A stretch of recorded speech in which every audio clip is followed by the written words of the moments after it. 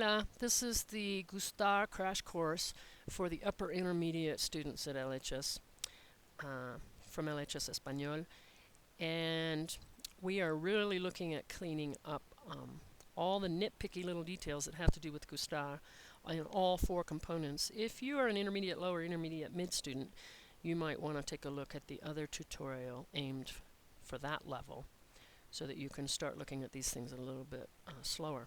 But anyway, the upper intermediate student, we're all about increasing our accuracy in all four components. Let's take a look at component 1, which is the clarifying or emphasizing phrase for the person receiving the effects of the Gustar-like verb.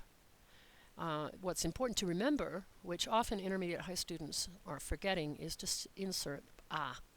You must have a in front, and in English we don't put anything out in front of our subject in these phrases. So for example, I need, I'm missing, I love, I'm fascinated. We go straight into I in all of those examples, and we don't have any words out in front, but in Spanish it's a mí, a ti, a Juan, a él, a Carol, etc. That's going to be something you have to really concentrate on. You may get halfway through your spoken sentence and realize you're going to have to back up and stick that in. Go ahead and do it. Plenty of native speakers make mistakes and self-correct. Let's take a look at component 2, where we put the actual indirect object pronoun in.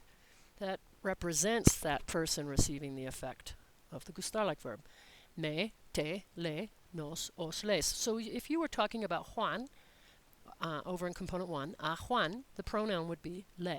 If you were talking about Juan y Carol in component 1, a Juan y a Carol les, unless you're in Spain talking to them and they are your social equals, in which case you would say a Juan y a Carol os. Let's take a look at the verb itself. You're either going to conjugate it in the third form or the sixth form. I've only put them into the present tense, but this principle, this rule will apply in every tense in Spanish. So when do we choose the third form and when do we choose the sixth form? Well, it all has to do with the fourth component, which is the actual subject. If you have a singular person, place, thing, such as interview or lunch or the manager, then you're going to conjugate that verb in the third form. If you have a verb or a series of verbs, such as bailar, esquiar, cantar, you again have to choose the third form of the verb. If you have a plural set of people, things, places, such as companies, colleagues, countries, then you will have to put that verb in component 3 in the sixth form of the verb. So let's take a look at some examples to see, so you can see how it's working. A nosotros nos encantaban las películas de horror cuando éramos niños. Component 4, the real subject of the sentence are the horror films. And the horror films were just delighting us.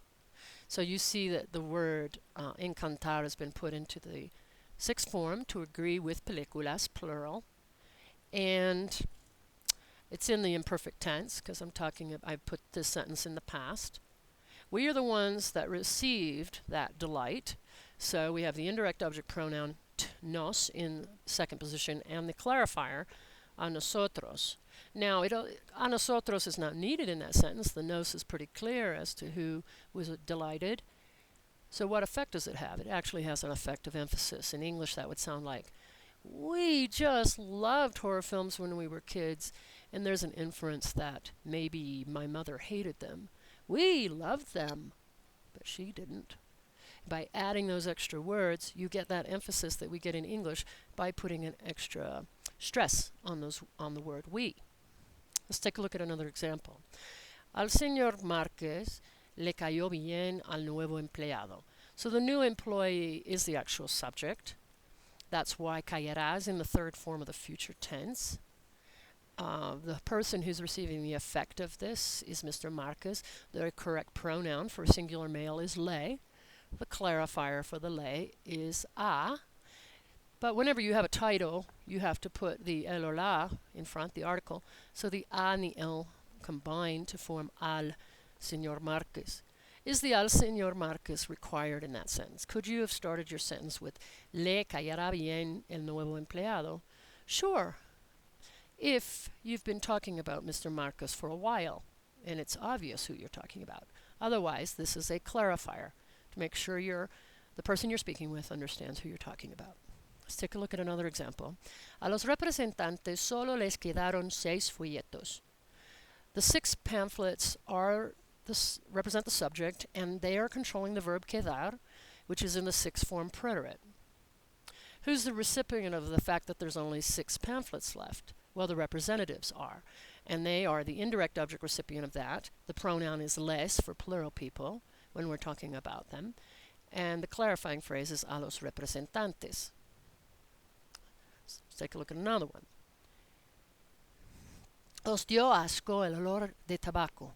So the tobacco smell is what's controlling the verb dio. Dio is in the 3rd form preterite. You guys in Spain, you guys, are receiving the disgust from that tobacco smell, so that's why the pronoun os is there. Os is pretty clear as to who's disgusted, so don't really need a component 1. But if you wanted to emphasize, you would put in either the masculine one, a vosotros, or the feminine one, a vosotras. For example, a vosotros os dio asco el olor a tabaco, a vosotras os dio asco el olor a tabaco. So,